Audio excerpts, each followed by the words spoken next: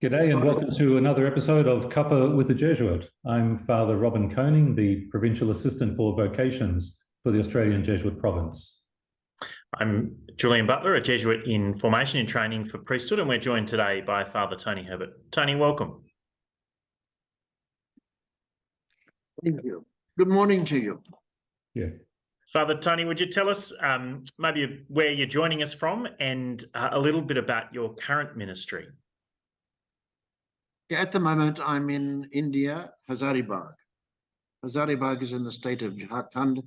We're about 200 miles west of Calcutta. And it's the center of it's one of the Jesuit provinces of India, of which there are about 16 or 17, I think. And this province was initiated by Australians from Australian Jesuits. Now largely handed over to Indian Jesuits. My bishop is an Indian, tribal Indian, most of my brother Jesuits are Indian Jesuits. So that's the scenario we're in at the moment. What am I doing? Well, I often wonder myself, actually, and people ask, what on earth do you do? And I say, well, I'm not too sure. The ordinary administrative things are counts running around, traveling around in the Indian heat. It's summertime at the moment. That I suppose that occupies me. But probably your question is a bit more at a deeper level. What have you been doing? Yeah. It takes me back several years because I'd had 4 years at St. Xavier's School, Hazaribagh, very good school. Enjoyed the teaching. Good friends there from going back, still good friends today from those days there. A big boarding school, English medium, middle class.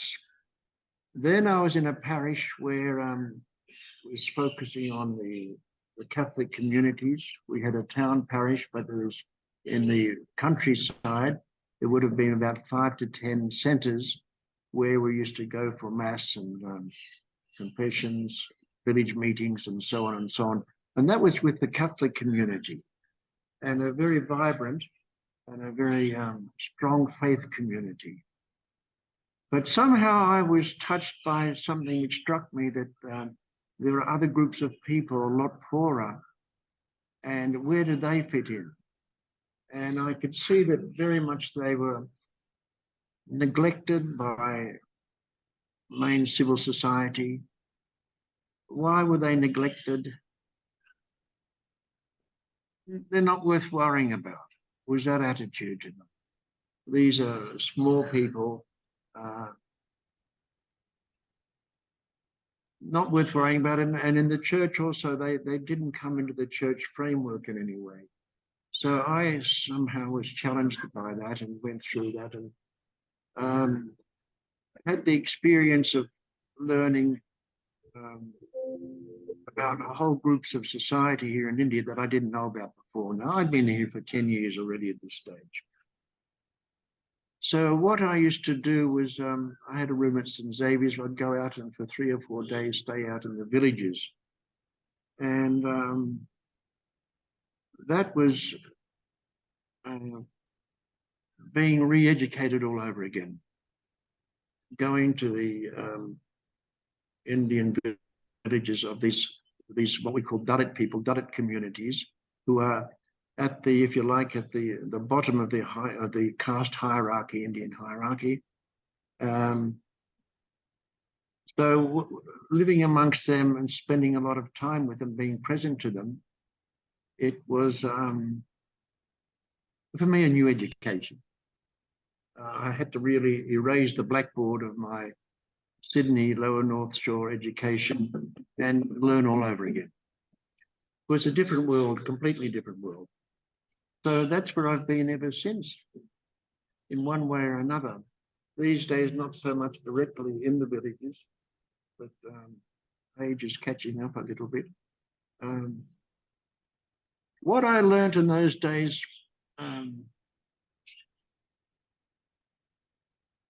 you'd find a village with a certain percentage of literacy, But when you do a caste analysis of it, you'd find that literacy was, or the education was with the top castes, and the lower castes were completely illiterate, not even going to school, and in their own mentality, and this is the key thing, their mentality, saying, oh, we don't go to school. I remember one of the boys, when one of the villagers saying that, let's start a school. And they said, well, we don't go to school. You see, if you want to educate people, you go to those people over the high caste people. They go to school, we don't go to school. So that's basically the mentality we're struggling with. And over the years, we've had a very good group in Sydney of people supporting us in our literacy efforts. And we couldn't have done it without their support. The next thing I learned was the undercurrent of violence. There was continued violence, that these lower caste people had to be kept in their place, and a young chap might be showing some sign of leadership, and they wait for an occasion, they'll just beat him up and thrash him completely. And once he's beaten up, he'll keep quiet for the rest of his life, and they know that. So there were these little trips I used to make out to the villages. I was learning all this sort of stuff. It took a long time to learn. Tony, that call out to the villages is sort of maybe a call within a call, in the sense that you'd, we'll come to this, I think you found a call to the Society of Jesus and then to go to India. In that context of that work in the villages, maybe what did you learn about God or who Jesus is that was particular to that context that you hadn't found before? Yes. Well, I had basically, my spirituality was in Christian terminology, using the Christian idiom, which is of all of us very, very precious. And so these people were completely outside any Christian idiom, talking about God or the spirits or whatever. Was completely outside our church expressions of our Christian faith. But then I was finding God present there in the brokenness of people. Some pretty hard things going, and extraordinary human qualities. And so I was finding, we talk about finding God in all things. Well, it's finding God in all places, and sometimes in all people. And sometimes people who were outward looking very despicable, very not worth worrying about, but finding that God was present amongst those people there also. And the human qualities that they showed. With meetings, with their dialogues, with their understandings. Yeah, I found God there present outside, not using our Christian idiom, if that makes any sense. Mm. And did that have some impact on your own spirituality, your own ways of praying, or what you brought to prayer, did you find? Oh, obviously. I stopped absolutizing our Christian idiom of finding God, learning to find God in there, which is really the Ignatian thing, finding God in other ways, in life's events. Obviously, prayer is an important part of that, which cutting off and finding God's presence. Tony, maybe to go back a little way, what was the initial attraction to India, to going to Hazaribagh, as that mission was being formed, and over time a province being formed? What drew you to that? Well, what happened was really just ordinary. When I joined the society and took vows in society, obviously was signing a blank check and ready to do anything in the context of Jesuit life. And every year, one or two people were going to India. So when our turn came up, Paul Hoare and myself were chosen. So we came to Hazaribagh, very young and very raw, and had no idea what we were coming into. Had no preparation in any way for life on the mission or going to a different country. But that was the standard, that was what was happening in those days, and we've had about 50 Jesuits over the years coming to India. for me, the question I used to ask, well, what is the gospel, when it was with the kids in St. Xavier's School, middle-class children, or the Catholics, or again, the non-Christians amongst the Dalit children, the Dalit people, what is the gospel for them? And there's no easy answer to that. These particular people in this particular context, what is the gospel? What can that say to them? And how can I facilitate that and cover that in some way or another? Tony, you talked about Paul Horan, and you were chosen. I think you probably amongst those who volunteered to go to the mission in India. Is that right?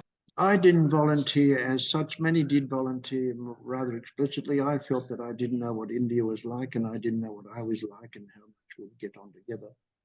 But I've been as a young Jesuit, and I was quite willing to go if I was chosen. So I was chosen and I came. So we talked about that, as Julian put it, a vocation within a vocation to your work with the Dalits, and prior to that, your vocation to India, where you were missioned. What was it that attracted you to the Jesuits in the first place? Your initial vocation. What attracted me to the Jesuits? I'd been at Living Nations Riverview for high school, and there was a group of men there. They were very ordinary people. They had their foibles. But somehow what I was looking for, what they seemed to express was there was something worthwhile in this. Looking forward to something deeper in life, something worthwhile giving life to. And so I think it was their influence, without explicitly mentioning any particular person. There's a whole range of them. Some of them were scholastics also. And I think that sort of attracted me to the society. And I felt, well, in doing this, I was giving my life to something worthwhile. And that has continued here in the different context in India, coming to India. Yeah, this is worthwhile doing. And sometimes it's been pretty difficult, obviously. Sometimes I've experienced real helplessness. But I've learnt, and you talk about spirituality, that sometimes when I'm feeling most helpless, that's the time God is closest. And that's spelled out very clearly in the Gospels. Close contact with people, what I experienced was oftentimes my own inadequacy, very strong, language-wise, living-wise, understanding what's going on, the undercurrents of life there. And yet finding that it's that time of helplessness that God is closest. And that is where sometimes something happens which gives indication of what to do next. Yeah, I found that very important.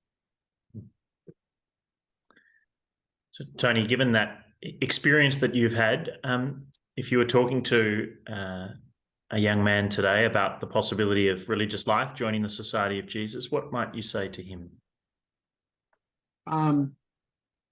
Follow your inklings.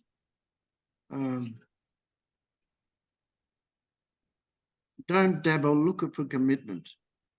I find in the modern age, maybe the postmodern age, that people are not so readily committed to do something. But a commitment means you're giving your life to it for good or for bad.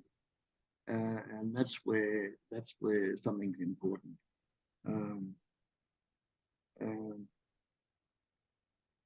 There's a phrase I heard once that the cave you are afraid to enter, is the one which contains the treasure you're seeking. The cave that you're afraid to enter contains the secret, or contains the treasure you're hoping to find. And I think it's a bit like that also. We're looking at life, your own experience of life, finding God in sometimes in different ways, and have a shot at it. That's what I'd say. Thank you very much for what you've shared and for giving us this time this morning. Good to talk to you. Cheers.